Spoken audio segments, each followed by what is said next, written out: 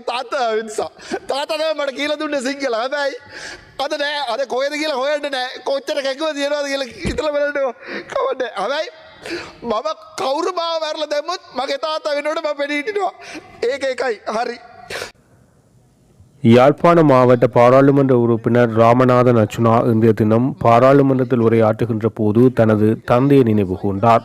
இதன்போது அவர் அங்கு கண்ணீர் சிந்தியமை குறிப்பிடத்தக்கது. சுகாதார அமைச்சு தொடர்பில் இன்றைய தினம் விவாதம் இடம்பெற்ற போது ராமநாதன் அர்ச்சுனா அங்கு உரையாற்றினார். யுத்த காலத்தில் வைத்தியசாலையில் அனுமதிக்கப்பட்ட தனது தந்தை காணாமல் போனார். அவர் 2009ஆம் ஆண்டு வரையில் விடுதலை புலிகளுக்காக பணியாற்றியவர். இலங்கை முழுவதும் தனது தந்தையை தேடி அலைந்து விட்டேன். அவர் உயிரோடு இருந்தால் எனக்கு மகிழ்ச்சி. எனது தந்தை உங்களுக்கு புலியாக தெரிந்தாலும் அவர் எனக்கு தந்தை தானே. எனது தந்தை எங்கே என நான் தெரிந்து கொள்ள வேண்டும்.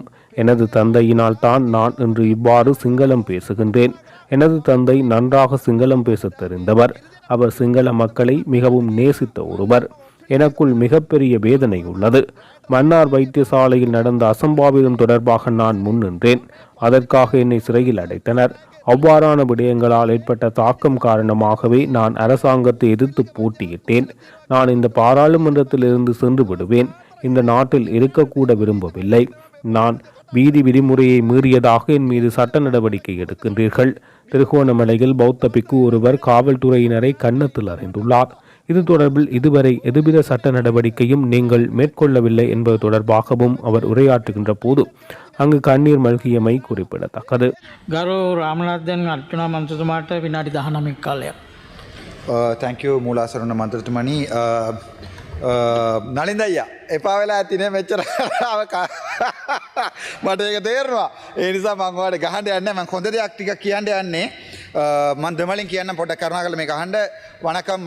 இன்றைய தினம் கார்த்திகை மாதம் எங்களுடைய தேசத்தின் தெய்வங்களை நினைத்து கொண்டு நான் உங்களுக்கு ஏற்கனவே இந்த இன்றைய தினம் சுகாதாரத்துறையிலே இந்த கடைசி கதை, அதாவது வந்து இந்த பிலிதுரு கதை மாதிரி அந்த கடைசி சமரியை பண்ணுவதில் மிகவும் சந்தோஷம். என்னென்றால் முக்கியமாக வருவோம் 2 விடயங்களை சொல்ல வரேன். நான் இந்த மருத்துவத்துறையில் இந்த கடைசி கதையை எனக்கு சொல்ல வரத்துக்குரிய எனக்கு சிறப்பு என்னென்றால், எனக்கு சந்தோஷம் என்னென்றால், முதலாவது நான் ஒரு வைத்தியர், அதில் நான் எனக்கு பெருமை. 2வது அதே மினிஸ்ட்ரியில் நானும் வேலை செய்திருக்கிறேன், உங்களுடைய மினிஸ்ட்ரியில் வேலை இருக்கிறேன். 3வது இலங்கையில் முதலாக ஒரு சிலோன் மெடிக்கல் ஸ்கூல் வந்தது. கிரீன் மெடிக்கல் ஸ்கூல் என்று சொல்லி மேனிஃபாயில் இருக்கிறது. அதனுடைய அதை விக்கிபீடியாவில் பார்க்கலாம்.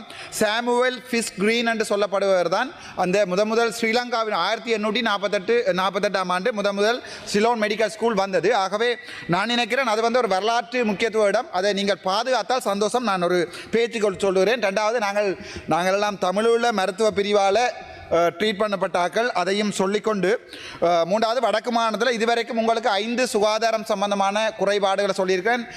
நலிந்தையா பயப்பட வேண்டாம், சொன்னதை தான் சமரைஸ் பண்ணுறேன். இந்த ஒரு வருஷம் அடித்ததை தான் திருப்பி சமரைஸ் பண்ணுறேன். நாவே பயப்பட வேண்டாம். யாழ்ப்பாணம் போதனா வைத்தியசாலையினுடைய ஊழல் உங்களுக்கு நேரடியாக கொண்டு தந்திருக்கிறேன். நீங்கள் ஒன்றுமே செய்யலை. அது பிறகு தெல்லிப்பளை ஆதார வைத்தியசாலையில் அக்கௌண்ட் திறக்கப்பட்டு அங்கே காசு சேர்க்கப்பட்டு அக்கௌண்ட் நம்பரோடு கொண்டு தந்திருக்கிறேன். நீங்கள் ஒன்றும் செய்யலை.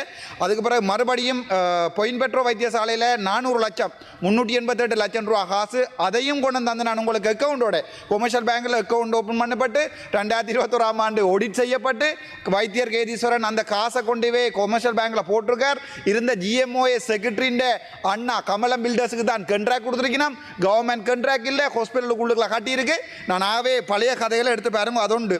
அதுக்கு பிறகு மறுபடியும் சாவச்சேரி ஆதார வைத்தியசாலை உங்களுக்கு நான் சொல்லவே தேவையில்லை.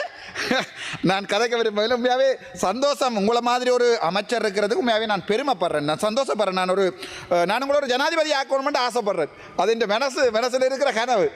நாங்கள் ஒர்க் பண்ணுவோம் அதுக்கு. இப்போ 2025 இல்லாட்டிலும் 30 இல்லாட்டிலும் 30 வருஷம் இருக்குது. ஸோ நாங்கள் ஜனாதிபதி ஆக்கிறதுக்கு ஆசைப்படுறோம். உண்மையாகவே நல்ல ஒரு மனிதன், சுகாதாரத்துறையில் போய் பிரச்சனைகளை கதைக்கக்கூடிய ஒரு மனிதன். மற்றது அந்த எங்களுடைய வடக்கு மாநிலம் நான் எனக்கு என்ன சரிப்பட்டால் இதில் இருக்கிற சகல எம்பி மேரும் வந்து தங்கண்ட ஹாஸ்பிட்டலில் கதிரை இல்லை, கட்டில் இல்லை, அதுக்கு பிறகு டாக்டர்ஸ் இல்லை. அது இல்லைடாப்பா ஸ்ரீலங்காவில் உண்டு.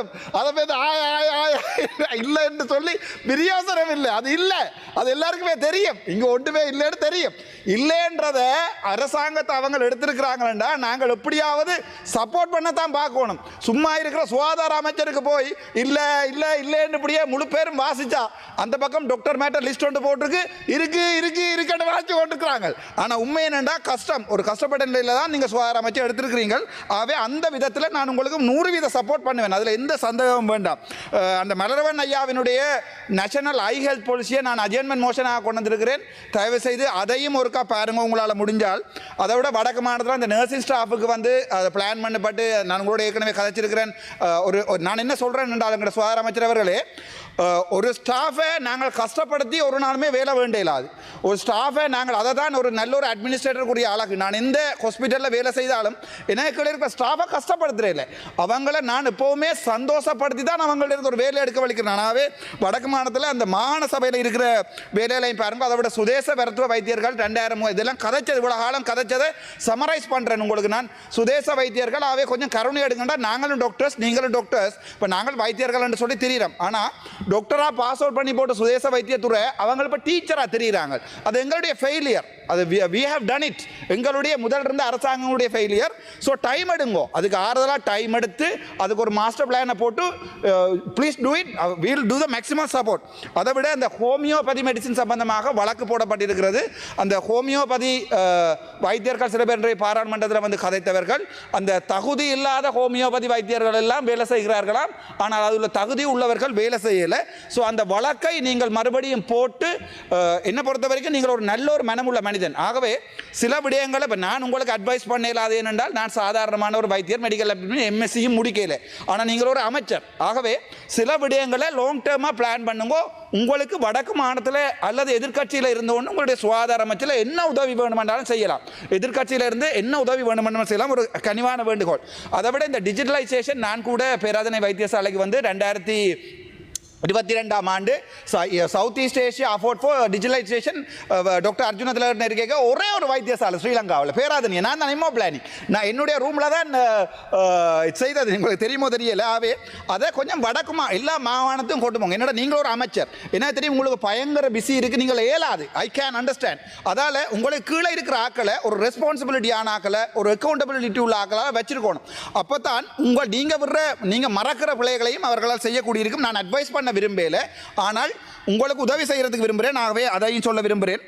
அதை விட களத்துறை வைத்தியசாலை உங்களோட வைத்தியசாலை, அதே நேரத்தில் பார்த்தீங்கன்னு சொன்னால் வடக்கு மாநிலத்தில் இருக்கிற வைத்தியசாலை இந்த வைத்தியசாலை அன்னையான இப்படியே கதை காசை தயவு செய்தோருக்கா வந்து வடக்கு மாநிலத்தில் உள்ள பேஸ் ஹாஸ்பிட்டலையும் தெற்கில் இருக்கிற பேஸ் ஹாஸ்பிட்டலையும் கம்பேர் பண்ணி பாருங்க. நான் சொல்லையில் அது பெட்டர் இது பெட்டர்னா இப்போ களத்துறை வைத்தியசாலையில் லிஃப்ட் இருக்குது, வடக்கு மாநில வைத்தியத்தில் எங்கேயாவது ஒரு இடத்துல ஒரு லிஃப்ட் இருக்கா, ஒரு கம்பேர் பண்ணி தான் நான் சொல்கிறேன். இப்போ அதுக்காக நான் சொல்ல நீங்கள் வந்து வடக்கில் வேலை செய்யுங்க. ஆனால் கொஞ்சம் திங்க் பண்ணுங்க. ஏனென்றால் நீங்கள் எல்லாம் நினச்சின இப்போ நான் வந்து தெற்கில் சகல மக்களுடைய மனத்திலையும் வாழ்றேன். இன்றைக்கு நான் அந்த எலெக்ஷன் கேட்குறேன்டாலும் தக்குனைக்கில் எலெக்ஷன் கேட்க முடியும் என்னால் சவுத்தில். ஆகவே உங்களுடைய ஒரு அன்பான வேண்டுகோள். அதை விட ட்ரிங்கோ வைத்தியசாலையில் இது வந்து நான் சொல்ல ரொம்ப ஆசைப்படையில் உங்களை கஷ்டப்படுத்த விரும்பல. ட்ரிங்கோவில் வந்து இப்போ இது இல்லை, இது மோச்சுவரியில் இருக்கிற அந்த கூலர்ஸ் ஒன்றுமே வேலை செய்யலை. ஆகவே அதை கொண்டே பொடியை கொண்டே 40-50 கிலோமீட்டர் தள்ளி தான் வைக்கணும். எங்களுடைய சபாநாயகருடைய வைத்தியசாலை தான் ட்ரிங்கோ வைத்தியசாலை. நான் இப்போ ஒவ்வொரு வைத்தியசாலையை சொல்ல விரும்பலை என்றால் உங்களுக்கு ஒரு பேசிக் ஸ்டடி ஒன்றை செய்ய தெரியணும். So you have to do it. Our responsibility is support you.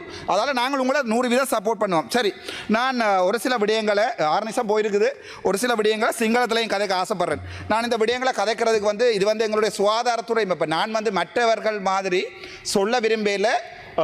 ஒவ்வொரு ஹாஸ்பிட்டலையும் அந்த குறை இருக்குது இந்த குறை என்று அது அமைச்சருடைய வேலை. அவங்க போட்டு සිංහලෙන් කතා කරන්න යන්නේ. අපි ඉගෙන ගන්න කාලේ අපිට අපේ සිරිදරන් සර් පවා සර්ලා කියනවා ඔන්න මේ පොලිටිෂියන් මෝඩයෝ ආවිල්ලා කියනවා අර හොස්පිටල් එක උසස් කරන්න මේ හොස්පිටල් එක උසස්. අපි ඉගෙන ගන්න කාලේ hina යපු එකක්. මට දැන් තමයි තේරෙන්නේ මේ පොලිටිෂියන්ස්ලාට කොච්චර මොළ නැද්ද කියලා. ඇත්තම මේක තමයි කතාව. මම ඔයාලට සපෝට් එකක් දෙනවා මේකෙන්. ඇත්තටම අවිල එක හොස්පිටල් එක උසස් කරනවා කියන්නේ බෝඩ් එක ගලවලා දාලා උසස් කරන එක නෙවෙයි.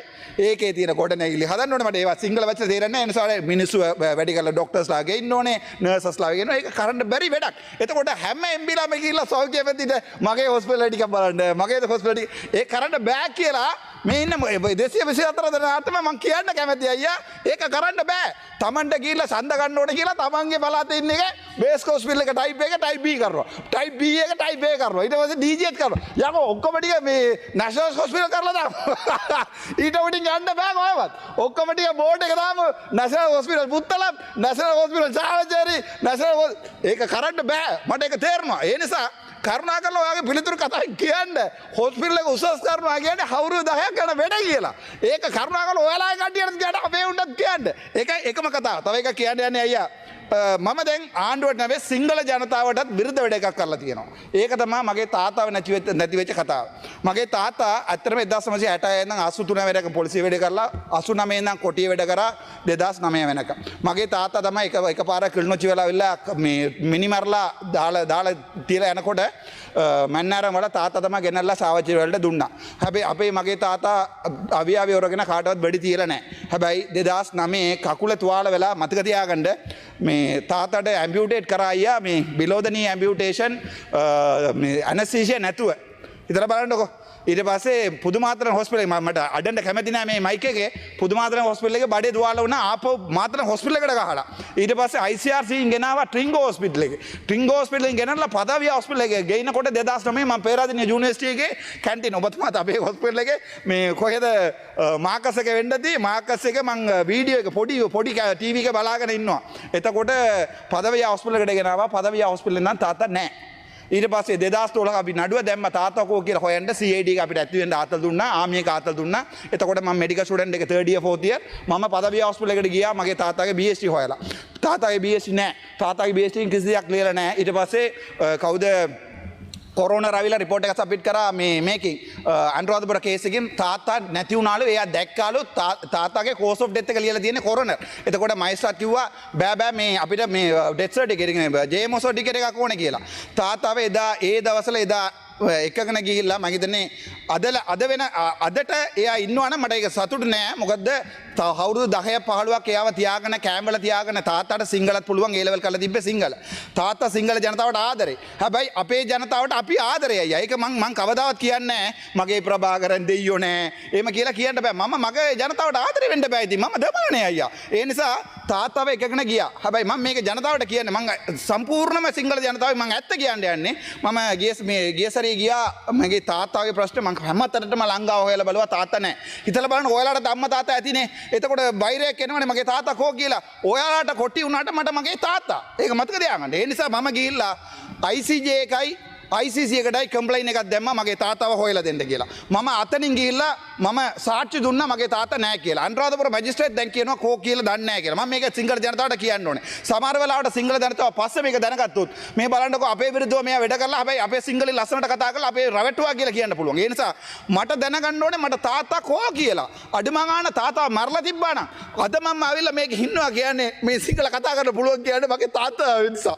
තාත්තා තමයි මට කියලා දුන්නේ සිංහල. හැබැයි අද නෑ අද කොහෙද කියලා හොයන්න නෑ. කොච්චර කැකුව තියනවද කියලා හිතලා බලන්න කවන්නේ. හැබැයි මම කවුරු මාව මරලා දැම්මොත් මගේ තාත්තා වෙනකොට මම පෙනී හිටිනවා.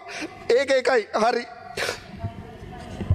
තව එකක් කියන්න 2024 ජූන් වල මාව අයින් කරගත්තා ඇඩ්මින් පෝස්ට් එක. GMO ස්ට්‍රයික් කරලා මාව ඇඩ්මින් කරා හිරේ දැම්ම දවස්තාවට මේකයි මම හිරේ ගියේ මන්නාරම හොස්පිටල් එකේ අම්ම කෙනෙක් මැරලා ඉන්නවා කියලා රාහට බලන්න ගිය නිසා. අද වෙනකන් ඕගොල්ලෝ මට මොනවද කරලා තියන්නේ? මට මාව දවස්තාවට මේ හිරේ දැම්මා. මම හිරේ ගියේ මගේ වෙනවටද? නෑ ලෙඩ කෙනෙක් කිරි දීලා ඉන්නකොට මැරුණා. එතකොට මාව ට්‍රාන්ස්ෆර් කරා චාවචරි හොස්පිටල් එකෙන් මේකේ කවුද කලින් හිටපු ඇමති කවුද මේ කේලිය රම්බු කළ නෑ කේලිය රම්බු කළ වෙන්න බෑ මේ කේලිය රම්බු කළ හරිද?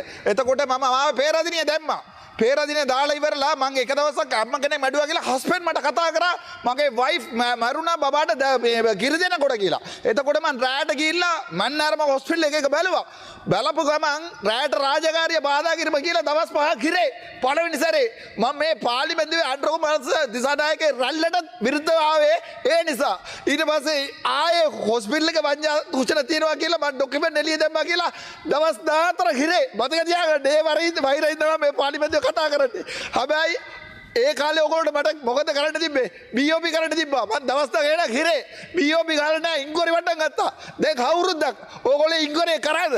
නෑ ලැජ්ජයි මම මේ පාර්ලිමේන්තුවේ ඉන්නත් කැමති නෑ මේ රට ඉන්නත් කැමති නෑ මං යනවා කොහොම හරි මේක දාලා ඒක හේතුව ඒ කාලේ ඕගොල්ලෝ මට VOP ගාලා තිබ්බාට මේ නඩුව නෑ දැන් ඕගොල්ලෝගේ ඒජී ඇවිල්ලා කියනවා මම තාම සර්විස් එක ඉන්නවා කියලා කොහමද අයියා මං දවස් මාස එකමාරක් හොස්පිටල් ආවේ නැත්තම් BOP ගෙව්වේ නැත්තේ ඇයි අද වෙනකල් මාස 3ක් පඩි දෙම්මා අයියා ඇත්ත කියන්න මං කවදාත් මේ පාර්ලිමේන්තුවේ යනකොට අර ජරා MB කියලා විදියට යන්න බෑ මට මං ඔබතුමාට අවිලා කතා කරලා ඒ සල්ලි ආපහු දැම්මා එතකොට සල්ලිත් ගෙවන්න නැතුව මට සල්ලිත් දාලා ඊට පස්සේ VOP ගහන්න නැතුව ඒ නඩුව තියෙනවා දැන් ඒ නඩුව ආණ්ඩුව පාවිච්චි කරනවා මාව එළියට දාන්න ඔබතුමාට අදටත් පුළුවන් මට VOP ගන්න අයි මම මාසෙකමාරක් හොස්පිටල් ආවේ නෑ අයි මට VOP ගෙවුවේ නැද්ද දේශපාලනය කරන්න එපා අයියා මට මේ පාර්ලිමේන්තුවේ ගොඩක් දවස් ඉන්න ඕනේ කියලා මට ඕමනාවක් නෑ හැබැයි ඉන්න දවස වෙනකම් මම කෙලින් වැඩ කරනවා. ඔයා මගේ හැටිය දන්නවා හොඳට.